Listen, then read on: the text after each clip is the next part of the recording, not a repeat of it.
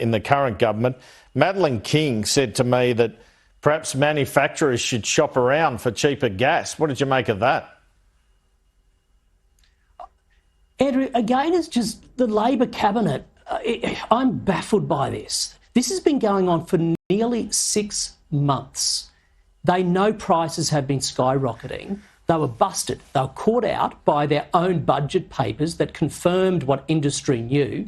And now they're divided. So you've got Madeleine King, the resource industry, blaming the energy users. You've got the industry minister blaming the gas suppliers. You've got the treasurer blaming Vladimir Putin.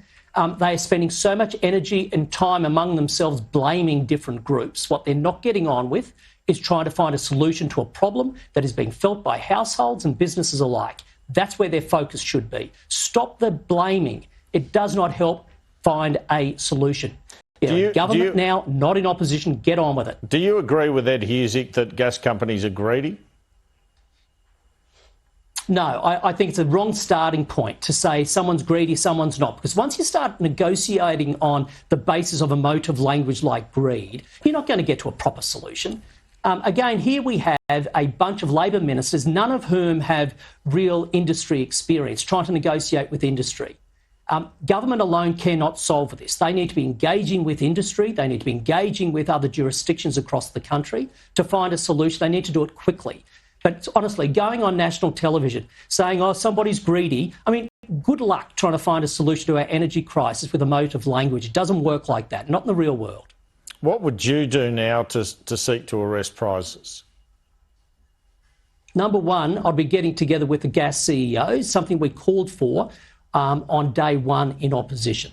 The government cannot just practice the art of big government here. The only way you can get a solution is to ensure that there's a solution with industry. But it sounds like Madeleine King's tried that. Is gas supply. To be fair, Mr O'Brien, sounds like Madeleine King's tried that. She got her heads of agreement up. So perhaps that's not But enough. It hasn't worked, Andrew, and the extent to which she has tried, good for her, but she's on her own amidst a divided cabinet. We have had the energy minister pull gas out of the capacity mechanism. We have had the federal budget pull money out of gas exploration. We have had the energy minister not encouraging gas exploration or new pipelines across the country. We've had an absolute demonisation of gas. We need more supply in the system. And so the first point for Labor, if they are indeed saying all options are on the table, then one option is more supply of gas. Stop denying it and get on with working with the industry to pull more gas into the system. Do you think capping prices isn't a potential answer, or a mandatory code of conduct, or even a windfall profits tax? What's your view on those three? Well, if I start from the back one, I'm yet to see where more taxes are the answer to any country's problem. I know it is in Labor's DNA. It's their natural instinct. If there's a problem, throw on a tax. All right, I haven't seen that work elsewhere.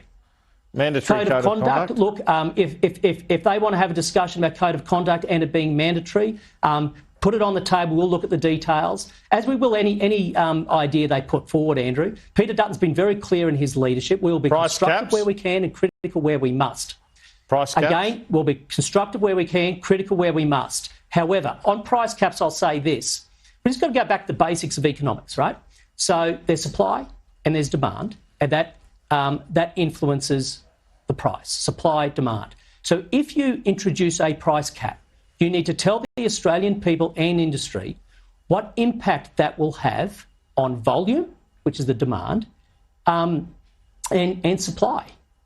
What impact will that have on inbound foreign direct investment? What impact might that have on our energy relations with other countries?